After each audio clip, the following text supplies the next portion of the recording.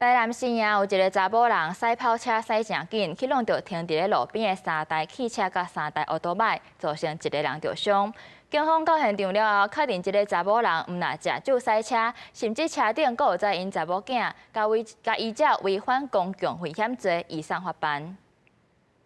画面上，一台跑车驶弯了后无减速，反倒转偏离车道，直接弄到停伫路边的2台轿车，弄落去了后也无停，更加直接搬到对向车道去，弄到3台汽车，最后反用弄到停伫路边的小货车，小货车车头拢歹去，也用弄到倒铁路10外公尺，停伫邮局头前。嘿，伊直接弄。这车嘛是恁的车这2台拢是。讲有食酒啊，伊个有弄到咧邮局前面，弄到就个我国外遐人遐有2架车共弄了2架车。货车拄啊停去啊，哦，啊人货车人本人坐伫因，对，啊坐伫因拄啊要走啊，结果老叫弄了呢。哎，啊怎毋若叫弄？啊，你货车人是无安怎？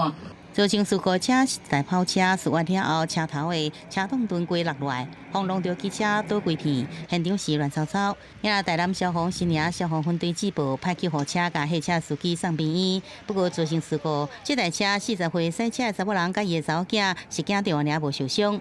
新营警分局到现场处理，对这4个查某人来进行酒测，酒测台超过标准，依照违反公共危险罪嫌，移送台南地检署来侦办。